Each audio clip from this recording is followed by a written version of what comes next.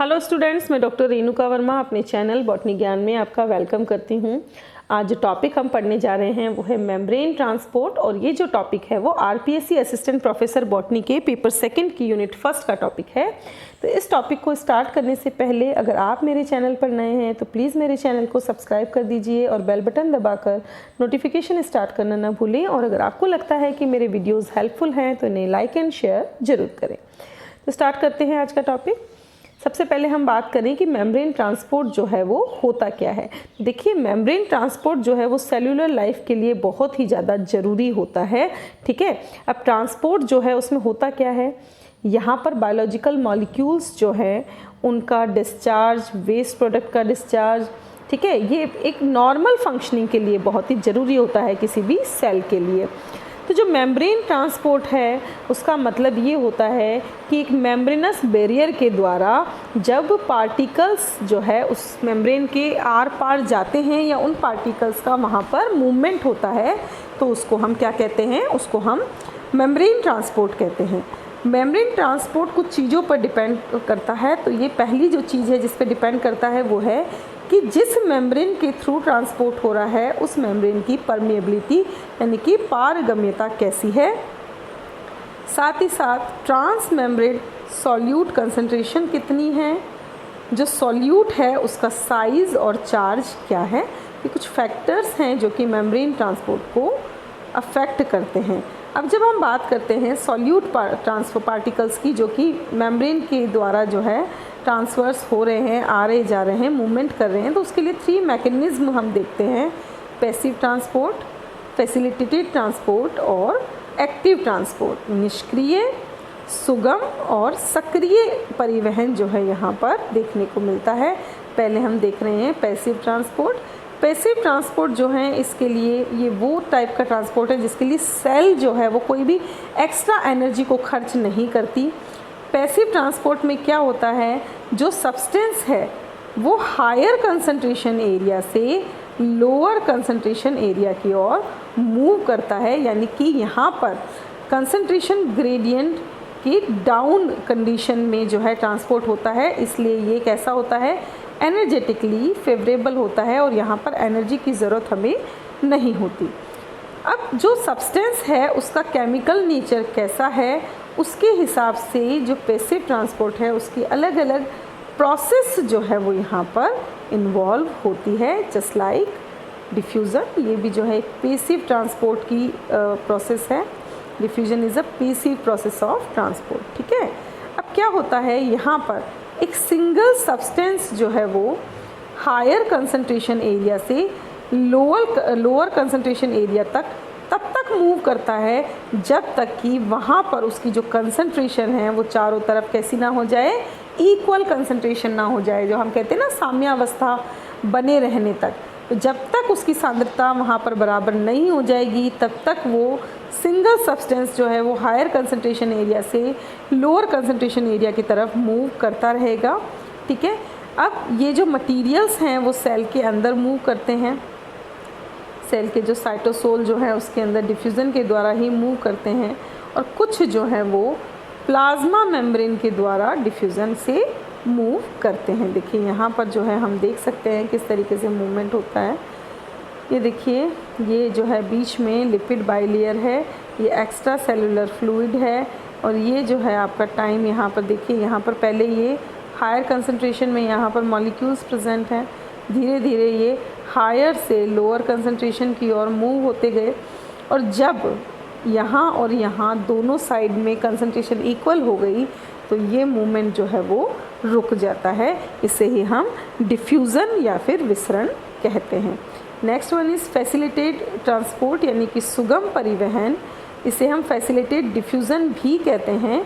यहाँ पर plasma membrane के चारों ओर मटेरियल जो हैं वो डिफ्यूज़ होते हैं, लेकिन यहाँ पर हम बात कर रहे हैं फैसिलिटेट वर्ड की। तो यहाँ पर ट्रांसपोर्ट को फैसिलिटेट करने के लिए कौन होते हैं, मेम्ब्रेन प्रोटीन्स यहाँ पर हेल्प करते हैं। ठीक है, यहाँ पर भी कंसंट्रेशन ग्रेडियंट प्रेजेंट होता है जो कि इन मटेरियल्स को सेल के अंदर और बाहर आने जाने में हेल्प करता है, क्योंकि ये यहाँ पर एनर्जी जो है सेलुलर एनर्जी का यूज़ नहीं हो रहा है, तो इसे भी हम पैसिव ट्रांसपोर्ट के अंदर देख सकते हैं। जब हम बात करते हैं मटेरियल्स की, मटेरियल जो है वो आयन है या पोलर मॉलिक्यूल्स हैं या फिर ऐसे कंपाउंड हैं जो कि hydrophobic part of cell membrane से रिपेल हो रहे हैं, तो उस कंडीशन में क्या होता है, उस कंडीशन में जो ट्रांसपोर्ट प्रोटीन है वो एक शील्ड की तरह काम करते हैं मटेरियल के चारों तरफ, और रिपल्सिव फोर्स जो है मेम्ब्रेन का वो उस पर असर नहीं कर पाता, और जो मॉलिक्यूल हैं उन प्रोटीन्स के थ्रू बहुत ही इजीली अंदर बाहर हो जाते हैं, ट्रांसपोर्ट कर लेते हैं।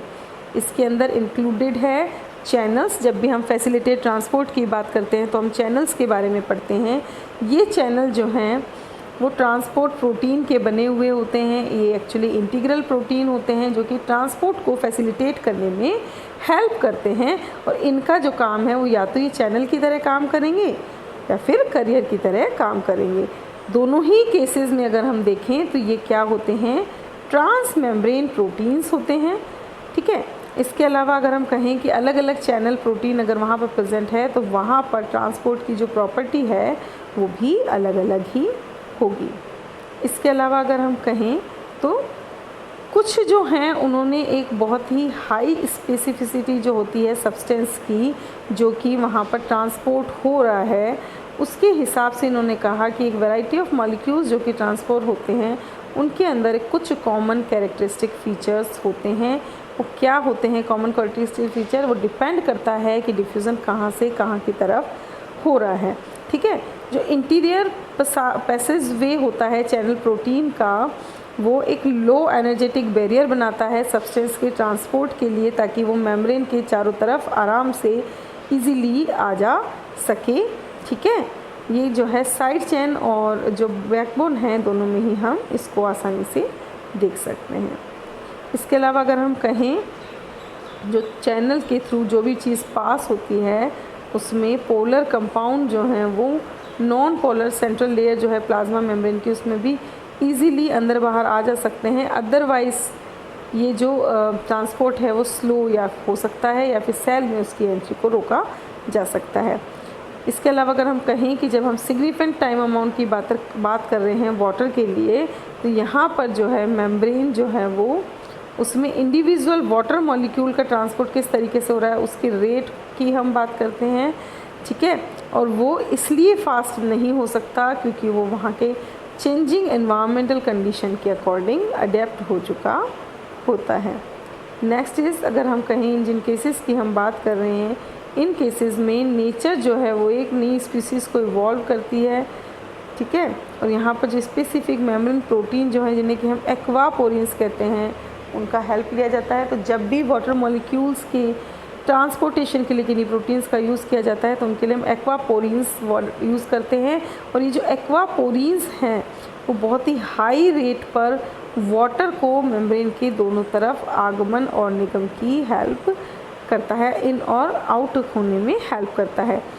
चैनल प्रोटीन्स जो हैं वो या तो पूरे टाइम खुले रहते हैं या फिर उन्हें हम गेटेड कहते हैं, यानी कि उनमें गेट लगा रहता है और जब ज़रूरत होती है तो उस गेट को खोला जाता है। यहाँ पर हम देख सकते हैं अगर हम प्रोटीन की बात कर रहे हैं, एक सेकेंड, यहाँ पर हम देख सकते हैं इजीली अगर हम बात कर रहे हैं तो ये बीच में प्लाज्मा मेम्ब्रेन है, ये ब्लू वाला प्रोटीन चैनल है, ग्रीन वाले क्या हैं, ये सारे के सारे जो हैं वो एक्स्ट्रा सेलुलर फ्लूइड है जो यहाँ से अंदर की तरफ जाना चाह रहे हैं।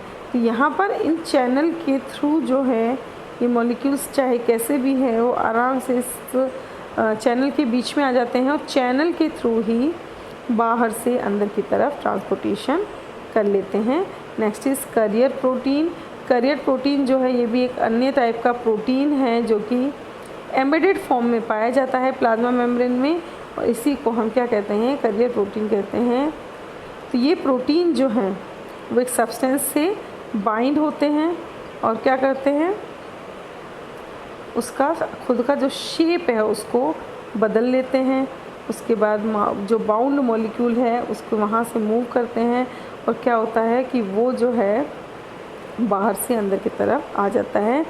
किस तरह का ग्रेडियंट वहाँ पर प्रेजेंट है उस पर ये चीज़ डिपेंड करती है कि जो मटेरियल है वो अंदर से बाहर आएगा या बाहर से अंदर जाएगा। कैरियर प्रोटीन जो हैं ये एक स्पेसिफिक प्रोटीन होते हैं जो कि एक सिंगल सब्सटेंस के ट्रांसपोर्ट के ऊपर हेल्प करते हैं। ये सेलेक्टिविटी की जब हम बात करते हैं तो ये जो है प्लाज्मा मेम्ब्रेन की ओवरऑल सेलेक्टिविटी मेम्ब्रेन को समझने में हेल्प करती है। यहाँ पर जो है हम कैरियर मेडिएटेड सॉल्यूट ट्रांसपोर्ट को देख सकते हैं। अगर आप ध्यान से देखेंगे तो जो चीज़ हमने कही, ये देखिए यहाँ पर एक समझ लीजिए कि अंदर की तरफ एक प्रोटीन है। ये प्रोटीन जैसे ही यहाँ पर ऐड ऑन होता है, यहाँ पर जैसे ही ये जुड़ेगा वैसे ही क्या होता है, इसका यहाँ पर जो कैरियर प्रोटीन है उनका शेप चेंज हो जाता है और शेप चेंज होने के बाद वो वापस से जो है उसको बाहर निकाल देता है। यानी कि अंदर से बाहर और बाहर से अंदर ईजीली यहाँ पर सॉल्यूट का ट्रांसपोर्ट हो जाता है with the help of carrier protein. यहाँ पर भी हम इस चीज़ को देख सकते हैं कि देखिए ईजीली जो है प्रोटीन जो है उनकी हेल्प से एक्स्ट्रा सेलुलर फ्लूइड जो है वो आसानी से अंदर बाहर आ जा सकते हैं। इसी तरीके से अगर हम बात करें तो वेलिनोमाइसिन जो है वो एक प्रोटीन है जो कि पोटेशियम से बाइंड होता है, ठीक है, उसको कैरी करता है सेल मेम्ब्रेन के अंदर और बाहर पर, किसकी हेल्प से, हायर कंसंट्रेशन से लोअर कंसंट्रेशन की तरफ हेल्प करता है। और ये उस पर डिपेंड करता है कि पोटेशियम किस तरफ मूव करना चाहता है, अंदर जाना चाहता है या बाहर जाना चाहता है, ठीक है। इसके अलावा अगर हम कहें तो ये कहाँ मिलता है, जो स्ट्रेप्टोसील बैक्टीरिया है उसकी सेल मेम्ब्रेन में मिलता है, जो कि पोटेशियम को इन और आउट करने में हेल्प करते हैं। नेक्स्ट है एक्टिव ट्रांसपोर्ट, जो कि थर्ड टाइप की ट्रांसपोर्टेशन प्रोसेस है। एक्टिव ट्रांसपोर्ट मैकेनिज्म वो होता है जिसमें कि सेल की एनर्जी यूज़ में आती है, ठीक है, और यहाँ पर जो सेल की एनर्जी यूज़ में आती है उसे हम ATP से दर्शाते हैं, जिसकी फुल फॉर्म है एडिनोसिन ट्राईफॉस्फेट, ठीक है। अब देखिए कभी कभी क्या होता है कि कभी कभी जब सेल के दोनों तरफ सब्सटेंस जो है कंसंट्रेशन ग्रेडियंट के अपोजिट जो है मूव करना चाहता है, या अगर हम कहें कि नॉर्मली हम कहते हैं कि हायर कंसंट्रेशन से लोअर कंसंट्रेशन की तरफ मूवमेंट होता है, लेकिन अगर मूवमेंट उल्टा हो यानी कि लोअर कंसंट्रेशन से हायर कंसंट्रेशन की तरफ हो, तो उस कंडीशन में उस सब्सटेंस को मूव करने के लिए एनर्जी की ज़रूरत होती है, और उस एनर्जी की रिक्वायरमेंट जो है सेल में जो ATP प्रेजेंट है वो इसकी फुलफ़िल करता है। यहाँ पर एक्टिव ट्रांसपोर्ट के लिए कैरियर प्रोटीन्स प्रेजेंट होते हैं, ठीक है। यहाँ पर क्या होता है, एक यूनिपोर्टर होता है जो कि एक स्पेसिफिक आयन और मॉलिक्यूल को कैरी कर सकता है। एक सिम्पोर्टर होता है जो कि दो डिफरेंट आयन और मॉलिक्यूल्स को सेम डायरेक्शन के अंदर कैरी कर सकता है। एक एंटी पोर्टर होता है, वो ये भी दो डिफरेंट आयन और मॉलिक्यूल्स को कैरी करता है लेकिन डिफरेंट डायरेक्शन के अंदर कैरी करता है। और ये सारे के सारे जो ट्रांसपोर्टेशन हैं वो स्मॉल अनचार्ज्ड ऑर्गेनिक मॉलिक्यूल्स जैसे कि ग्लूकोज को ट्रांसपोर्ट करने में हेल्प करते हैं। तो यहाँ पर हम इस डायग्राम से इसको समझ सकते हैं कि क्या हो रहा है। देखिए यूनिपोर्टर सिर्फ एक डायरेक्शन में और सिर्फ एक मॉलिक्यूल को लेके जा रहा है, सिम्पोर्टर दो डिफरेंट मॉलिक्यूल्स को लेके जा रहा है लेकिन सेम डायरेक्शन में लेके जा रहा है, और एंटी पोर्टर जो है वो दो डिफरेंट मॉलिक्यूल्स को लेके जा रहा है और दो ही डिफरेंट डायरेक्शन के अंदर लेके जा रहा है। ये स्पेसिफिक कैरियर प्रोटीन है जो कि एक्टिव ट्रांसपोर्ट के लिए पाए जाते हैं। Next is pump. पंप जो हैं ये वो ट्रांसपोर्टर होते हैं जो कि एक्टिव ट्रांसपोर्ट में यूज़ में आते हैं। ये या तो यूनिपोर्टर होंगे या फिर एंटीपोर्टर होंगे। इनको हमने फर्स्ट जो हैं आपके वो हैं P class pump. P class pump जो हैं ये पहले यहाँ पर हम जो डिफरेंट टाइप के ट्रांसपोर्टेड मटेरियल हैं उनके हिसाब से हम देखेंगे किस टाइप के P क्लास पंप होते हैं। पहले जो हैं वो हैं सोडियम पोटेशियम ATPase। ये एनिमल सेल की प्लाज्मा मेम्ब्रेन में प्रेजेंट होते हैं। ये क्या करते हैं, जो सोडियम का ट्रांसपोर्ट है उसको ATP से कैटेलाइज करते हैं, जिससे सोडियम तो सेल के बाहर चला जाता है और बदले में पोटेशियम जो है वो सेल के अंदर एंटर कर जाता है। इसको आप इमेज से समझ सकते हैं। ये देखिए ATP की वजह से क्या हुआ, सोडियम कैटेलाइज होकर बाहर चला गया और उसके बदले में एक्सचेंज होकर के पोटेशियम जो है वो अंदर एंटर कर गया। सेकेंड टाइप के जो बम्प हैं वो हैं आपके हाइड्रोजन पोटेशियम ATPase। ये कहाँ पर होते हैं, स्टमक के एसिड सिक्रेशन के अंदर इन्वॉल्व होते हैं। एक टाइप के एंटीपोर्टर पंप हैं। ये क्या करते हैं, जो हाइड्रोजन है उसको सेल के बाहर निकालते हैं और बदले में पोटेशियम जो है वो सेल के अंदर एंटर करता है। यहाँ पे हम देख सकते हैं कि क्या होता है, एटीपी की वजह से हाइड्रोजन तो ल्यूमेन में चला गया और बदले में बाहर चला गया हाइड्रोजन तो, और बदले में पोटेशियम जो है वो सेल के अंदर एंटर कर गया। ठीक है, नेक्स्ट जो है पंप वो है आपका कैल्शियम एटीपीएज।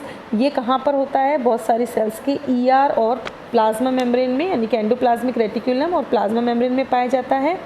ये कैल्शियम के एटीपी डिपेंडेंट ट्रांसपोर्ट को कैटेलाइज करता है, जिससे कि कैल्शियम जो है वो साइटोसोल से दूर चला जाता है और बदले में और साइटोसोल से दूर जाता है और ईआर के ल्यूमेन में जाकर के सेल के बाहर निकल जाता है। मतलब इनसे जो है ये कैल्शियम को बाहर निकालने का काम करता है। यहाँ पर आप देख सकते हैं एटीपी डिपेंडेंट कैल्शियम पंप के अंदर क्या होता है। देखिए यहाँ पर जो कैल्शियम है ये भी बाहर निकल गया, यहाँ पर जो कैल्शियम है वो भी बाहर निकल गया। तो ये तो फर्स्ट वाला जो है आपका एटीपी डिपेंडेंट कैल्शियम पंप है। सेकेंड वाला जो है आपका वो क्या है, ये आपका सोडियम या कैल्शियम एक्सचेंजर पंप है। ठीक है, और थर्ड वाला जो है आपका वो कौन सा है, सोडियम और पोटेशियम एटीपीएज पंप है। तो इस तरीके की कंडीशन जो है यहाँ पर हम डिफरेंट टाइप में देख सकते हैं। सेकेंड जो ट्रांसपोर्टर है वो है आपका एबीसी ट्रांसपोर्टर। एबीसी की फुल फॉर्म है एटीपी बाइंडिंग कैसेट ट्रांसपोर्टर। ये बैक्टीरिया, आर्किया और यूकैरियोट्स में ऑब्जर्व किए गए हैं। ये क्या करते हैं, बहुत सारे जो ऑर्गेनिक कंपाउंड हैं जैसे कि लिपिड और ड्रग, इनके ट्रांस मेम्ब्रेन मूवमेंट को कैटेलाइज करते हैं। किसको, जो डिफरेंट लिपिड एंड ड्रग हैं, डिफरेंट ऑर्गेनिक कंपाउंड्स हैं, उनके ट्रांस मेम्ब्रेन मूवमेंट को कैटेलाइज करते हैं। ठीक है, इसके अलावा देखिए इसमें होता क्या है, यहाँ पर जो है स्पेसिफिक बाइंडिंग प्रोटीन्स प्रेजेंट होते हैं जिन्हें हम एसबीपी कहते हैं। तो सबसे पहले क्या होता है, एसबीपी से एक सॉल्यूट जो है बाइंड होता है और कहाँ जाता है, ट्रांसपोर्टर को डिलीवर होता है। तो देखिए ये रेड कलर का जो है सॉल्यूट है और ग्रीन कलर का जो है एसबीपी है, इससे ये सबसे पहले बाइंड हो गया। बाइंड होकर के कहाँ जाएगा, बीच में जो ग्रीन कलर का आपको दिख रहा है ट्रांसपोर्टर, इस ट्रांसपोर्टर के ऊपर जो है ये अटैच हो गया। अटैच होकर के इसने क्या किया, ये जो सॉल्यूट था इसको इसने अंदर एंट्री दे दी। इससे क्या होता है, जैसे ही ये इससे अटैच होता है ट्रांसपोर्टर का कन्फर्मेशन चेंज हो जाता है, और उसका जैसे ही कन्फर्मेशन चेंज होता है वैसे ही क्या होता है कि जो एटीपी का हाइड्रोलिसिस होता है और जो आपका सॉल्यूट है वो बाहर से अंदर की तरफ एंटर कर जाता है। ठीक है, तो ये था हमारा आज का लेक्चर जिसमें हमने जाना कि किस तरीके से मेम्ब्रेन के द्वारा ट्रांसपोर्ट होता है, एक्टिवली, पैसिवली, किस तरीके का डिफरेंट टाइप का मेम्ब्रेन ट्रांसपोर्ट जो है और फैसिलिटेटेड मेम्ब्रेन ट्रांसपोर्ट जो है उसको हमने आज के लेक्चर में देखा। आई होप ये जो लेक्चर है आपको अच्छे से समझ में आ गया होगा। मिलते हैं नेक्स्ट लेक्चर में, तब तक बने रहे हमारे साथ। Thanks for watching and stay tune to botany Gyan for more informative videos. Thank you.